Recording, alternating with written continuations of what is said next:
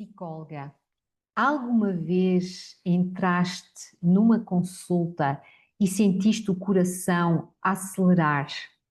Ou então as mãos frias, a respiração presa, e no meio daquele silêncio, uma voz interna, o teu diálogo interno, a diz: e se eu não souber o que dizer, o que fazer? E se este caso for demais para mim, para a minha intervenção? Esta insegurança clínica que quase ninguém tem coragem de admitir existe. E é isto que eu gostaria de falar neste episódio especial do podcast Desabafos de Psicólogos. Vamos lá.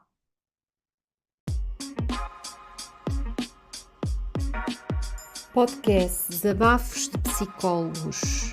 O lado invisível de quem escuta e às vezes precisa de ser ouvido. Podcast dado por Sandra Costa, psicóloga, psicoterapeuta e mentora de psique.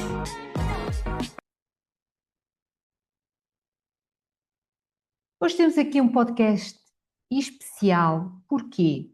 Porque eu tenho tido muitas sessões com psicólogas, em supervisão, também em mentoria CAPS, e as dúvidas, as inseguranças nas consultas, não há nenhuma psicóloga que não tenha sentido. Aliás, não há nenhum profissional de qualquer área. Mas a nossa profissão é muito exigente, no sentido de que nós temos que criar uma relação, a dita relação terapêutica. E quando há insegurança, quando há incerteza, até que ponto é que o nosso paciente de facto está a sentir? E para isso, eu vou então desenvolver este tema. Para isso, eu gostava de introduzir com a história de uma colega que eu supervisionei ainda há pouco tempo e que relatava que, pronto, ela agora já tem um método mais estruturado em termos de formação de caso, porque tem vindo a trabalhar comigo já há alguns meses, mas ela às vezes, perdão, diz que começa a sessão e sente que a sua linguagem verbal, ou seja, aquilo que ela diz, não é coadunante com a linguagem não verbal, porque às vezes ela sente alguma insegurança, a própria voz pode estar a falhar, medo de não estar à altura e tem receio, ela partilhava comigo, tem receio que a sua linguagem não verbal seja captada pelo paciente, até porque nós sabemos, e isto tem uma questão evolucionária, nós sabemos que um, a pessoa que está à nossa frente consegue captar as mensagens que estão na linguagem não verbal de forma muito rápida e compreender em que estados é que nós nos estamos a sentir. Então, eu diria que esta é uma realidade de muitas psicólogas e que é mais comum do que nós imaginamos. Só que raramente isto é falado, raramente é divulgado e acredito, é o que eu vos disse, não será só da psicologia, mas claro que nós vamos nos focar na nossa profissão. E então, eu acredito que isto, como eu disse, é um padrão comum na clínica. Porquê? Porque nós queremos de facto ajudar os nossos pacientes, nós queremos fazer bem, mas temos medo de falhar. E o medo de falhar, autocrítica, também é algo que está de forma evolucionária colocada no nosso cérebro. A autocrítica no sentido de eu querer me ajustar ao padrão social para me integrar no grupo. Então, todas nós temos essa voz interna, não é? Do será que fiz bem? Podia ter feito aquilo, podia ter ajudado mais o paciente naquela e na outra vertente, ou se calhar não vi alguns sinais que pareciam óbvios, mas eu não consegui ver no meu paciente e se calhar não consegui ajudar da melhor maneira. Isto acaba por ser um paradoxo, porque reparem, nós estudamos anos, e ainda ontem dizia isso numa sessão de saúde mental para adolescentes, dizia que ainda hoje após alguns anos ter saído da faculdade, eu continuo a estudar, acumulamos formações, mas às vezes há sessões em que sentimos que estamos na estaca zero. E parece que todas as nossas certificações, afinal, valem pouco e parece que nunca são o suficiente. E sabe o que é mais curioso? É que a investigação científica também confirma os terapeutas mais competentes são muitas vezes os que mais duvidam de si. É interessante verificar esse fenómeno. Mas há uma diferença entre a dúvida saudável e a insegurança que te paralisa, porque uma coisa, e eu realmente, eu queria sempre crescer e melhorar, estou a pensar, ainda ontem uma docente me dizia, eu estou aberta a ideias e opiniões, porque eu acho que estamos sempre a aprender, obviamente. Outra coisa é nós sentirmos que às vezes estamos paralisados. E, por exemplo, isso pode-se verificar quando evitamos trabalhar com certas perturbações ou certos casos clínicos, embora tenhamos a formação, claro que se não tivermos a formação específica é diferente, mas embora tenhamos a formação, porque temos receio de não sermos capazes. Os estudos mostram que uma certa dose de autodúvida profissional é útil e necessária, mantém-nos claramente mais atentas, reflexivas e mais sensíveis ao processo do paciente. O problema é, de facto, quando essa dúvida vem sem autocompaixão. A tal autocompaixão tão desenvolvida na terapia focada na compaixão, por Paul Gilbert, que diz que o soothing é muito importante, o autocuidado, o eu compreender que não sou perfeito, que sou um ser humano, que eu estou a dar o meu melhor dentro do possível. Quando essa voz crítica é mais alta do que a tua própria escuta interna, ou seja, o seres capaz de identificar as tuas emoções, os teus pensamentos, de forma a perceber, ok, eu estou a ter aqui um momento de insegurança, mas contudo, e eu sei, eu não tenho que culpabilizar, porque eu sei que eu dei o meu melhor. Quando não há esta reflexão, quantas psicólogas muito competentes, e eu vejo isso nas minhas sessões de supervisão e mentoria, se deixam levar por essa mesma autocrítica, não é? Então, reparem, num dos meus pilares, a minha mentoria, que é composta por 4 pilares muito importantes, num dos pilares, que é o da autoconfiança, que é aquilo, e autoconhecimento, que é aquilo que nós trabalhamos nas sessões de mentoria, existem, digamos assim, 4 outros pilares, ou seja, imaginem, 4 pilares, depois dentro de um pilar existe 4 ramificações, digamos assim. E um dos pilares do autoconhecimento e do autodesenvolvimento, autoconhecimento, é de facto a clareza. Porque não há confiança sem autoconhecimento. Nós temos que nos conhecer para estarmos claros e confiantes daquilo que nós temos para dar. Se olharmos só para fora, para o paciente, se olharmos só para o protocolo, para o que deveríamos saber e não olhamos para dentro, realmente, o que é que eu, psicólogo, estou a sentir, o que é que eu estou a pensar, nós podemos estar a perder uma grande oportunidade de crescimento. E então, eu gostava aqui de vos elencar 4 aspectos importantes, aliás, peço desculpa, 5, elenquei aqui 5 aspectos importantes para vocês começarem a refletir sobre esta questão da clareza, esta questão da clareza que vos leva ao autoconhecimento. Então, psicólogas, anotem aí, por favor, pode ser num papel, pode ser no vosso telemóvel, mas o primeiro aspecto seria fazer um ponto de situação da vossa prática. Tenham vocês 2 anos, 5 anos, 10 anos, 15 anos, 20 anos de experiência profissional, antes de querer mudar algo, realmente vocês têm que perceber onde estão. Porque imaginem, se eu quero ir do Algarve para Lisboa, claro que eu tenho que saber onde é que eu estou para conseguir direcionar-me no sentido do local para onde eu me estou a dirigir. E aqui é a mesma coisa. Então, pensem, quantos pacientes atendem? Que tipo de casos é que te desafiam mais, vos desafiam mais? Que parte da vossa rotina clínica te dá energia e qual é a parte que te suga? Por exemplo, eu falo muito com as psicólogas que a parte administrativa é algo que lhes retira muito foco, e lá está, e que lhes dá alguma desmotivação, porque realmente nós não estudamos para isso, não estudamos para sermos só administrativas, nós estudamos para algo que é muito, que vai neste caso mais especificamente à saúde mental, obviamente.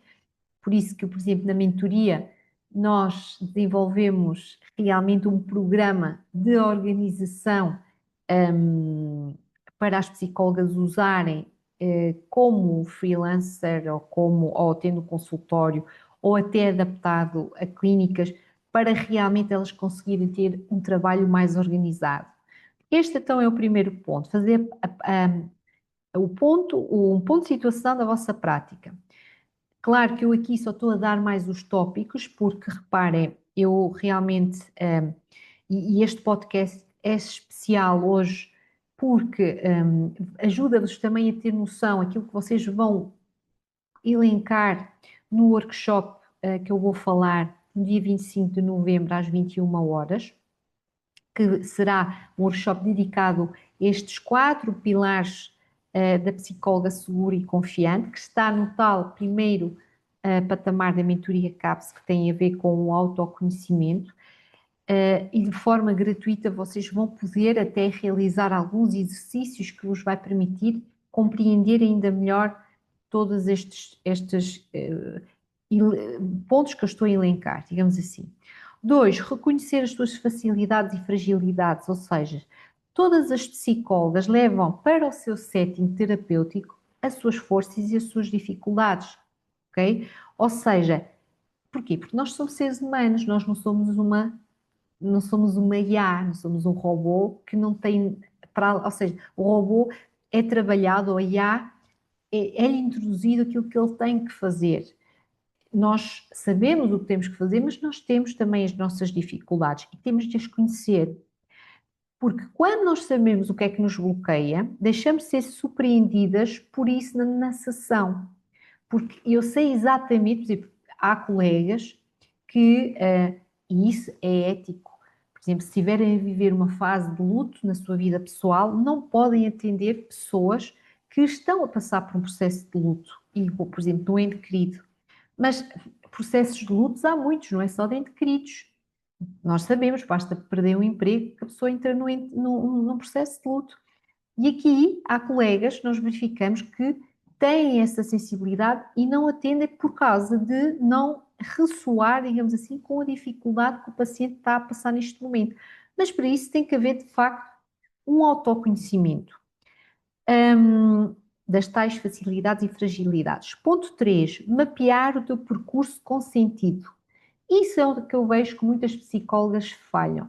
Quando elas chegam à mentoria, elas são obrigadas a entrar num processo de mapeamento. Ou seja, saber onde é que elas estão e para onde é que elas querem ir, e isto com várias fases no tempo. Pode ser daqui a 2 anos, por exemplo, como é que elas se imaginam. Fazer este exercício ajuda-nos a fazer com que a nossa prática tenha sentido. Reparem, eu pego muitas vezes em jogadores de futebol, mas podia ser qualquer desportista. Ele sabe exatamente as várias fases do seu desenvolvimento nas competições, onde é que ele quer chegar daqui a 3 anos, daqui a 5 anos, daqui provavelmente a 7. E isso faz com que ele tenha um treino muito mais efetivo. E tem que ser a mesma coisa para nós psicólogas, eu diria, ou qualquer outro profissional. Ponto 4. Liga-te aos teus valores profissionais. Eu aqui vou beber um bocadinho à filosofia da ACT, a da terapia de aceitação e compromisso, que faz com que nós tenhamos que ver junto do paciente quais são os seus valores efetivos de vida e o que ele tem feito que tem ido contra, que tem travado os seus valores. Então imagina, os teus valores são o teu norte clínico. Perguntar-nos o que é inegociável para mim enquanto psicóloga. E isso pode ter a ver com valores que tu tenhas, que tu verifiques que não se encontrem em determinados locais onde tu trabalhas. Por exemplo, se tu estiveres na clínica e estiveres em várias instituições, público ou privadas, pode ter a ver com a forma como tu atendes os teus pacientes, ou seja, tu tens que entender o que é que te guia e, por exemplo, também perceber quando tu estás numa sessão, quando estás numa consulta, o que é que te faz perder a presença. Nós temos os nossos próprios pensamentos enquanto estamos a ouvir o paciente. Há coisas que te fazem sair daquele local, o que é, ou seja, daquele momento presente, o que é. E qual seria a ação, depois aqui vamos para a ação comprometida, mais pequena que possa fazer com que tu hoje te alinhes de novo com estes valores? Ou seja, é o quê? É dizer um não. Porquê? Porque eu quero ter tempo para sair, aliás, quero sair das minhas consultas a horas para estar com a minha família. Então, o que é que eu tenho que fazer hoje? Tenho que dizer um não a alguém, ou tenho que remarcar uma consulta, não vou acumular ali 5 consultas seguidas, mas vão ser só 4, porque eu vou querer sair e vou querer ter os meus afazeres, digamos assim. Ponto 5, praticar a atenção plena fora da consulta é, para mim, e também isto é uma questão basilar, e nós na mentoria também fazemos isso, ou seja, as questões ligadas à atenção no momento presente. Hum, Porque assim, e isto estou-vos a dizer fora da consulta, e na vossa vida, ou seja, como é que um psicólogo que tem que estar tão ligado, a tudo que acontece na sessão, linguagem verbal, não verbal, pensar no protocolo, pensar na sua formulação de caso, pensar na sua prática, como é que ele faz, para de facto conseguir isso se ele não está em atenção plena, se ele não está focado no momento presente? E nós sabemos que, pá, isso vai fazer com que a clareza, venha mais clareza. Vocês, não sei se sabem, mas, por exemplo, quando nós fazemos respirações conscientes, nós oxigenamos o nosso cérebro, como eu costumo dizer nas minhas sessões, e faz com que nós tenhamos mais clareza mental. Então, se eu realmente não sei respirar, se eu respiro até com a caixa torácica, que nós ensinamos isso aos nossos pacientes na psicoeducação, que isso é uma abertura para a ansiedade, uma entrada, uma porta de entrada para a ansiedade. Se eu não sei fazer isto, como é que eu consigo ter clareza? Não dá, ok? Então, a insegurança clínica não está só na nossa mente, também está depois na nossa linguagem não verbal, que foi aquilo que eu vos disse lá acima, que a minha supervisanda uh, falou e desabafou numa sessão de supervisão. Está com mãos frias, voz que vacila, sorriso profissional, mas que nós tentamos segurar e que por dentro sabemos que não estamos bem. Também ouvi o outro dia uma psicóloga que dizia que estava extremamente mal. Eu vi isso num post de uma colega que estava mal naquela tarde e foi dar consultas a tarde toda, estando de rastos por questões pessoais. Ou seja, o que é que vale mais? Digam-me vocês, se fossem ao psicólogo, preferiam que ser desmarcados, mas na consulta seguinte o psicólogo estar lá em atenção plena, ou o psicólogo vir à consulta e vocês estarem ali, digamos assim, a ver e a sentir que o psicólogo também está em esforço? Então, depois destas várias reflexões e aspectos, eu tenho uma mensagem para vos dar que é muito importante, claro que há uma boa notícia em relação à insegurança, que a insegurança não é um sinal de incompetência, mas sim um sinal de consciência. O problema, psicóloga, não é tu duvidares, e o problema é tu realmente ficares sozinha com essa dúvida. Porque quando tu partilhas, neste caso, quando tu fazes este trabalho, e por isso que eu acho que se fazer só supervisão não chega aos psicólogos, é preciso ir mais além, é preciso haver mesmo um programa de desenvolvimento, que sem dúvida que tudo o que tu sentes como que te pesa, todas as tuas inseguranças podem se transformar em clareza e em presença.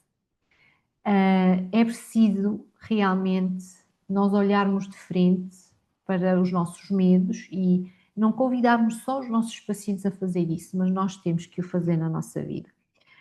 Pronto, claro, se tu quiseres conhecer melhor todos estes aspectos, eu convido-te a participar então no workshop, e para isso tu podes ir à bio do meu Instagram, que está lá o link para tu te inscreveres e de forma gratuita poderes assistir a esta sessão e a ter já alguns insights para te tornares ainda mais confiante.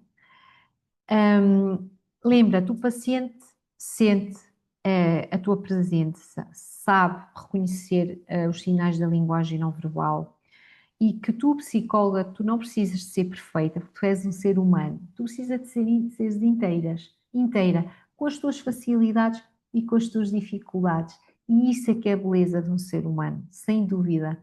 O seu lado, digamos assim, mais já o seu lado mais luz, digamos assim, não é? As suas facilidades, aquilo que é para ele algo já mais, vai ser uma força, mas também o seu lado também de fraqueza, porque, como eu já disse, não quero estar a repetir, faz parte.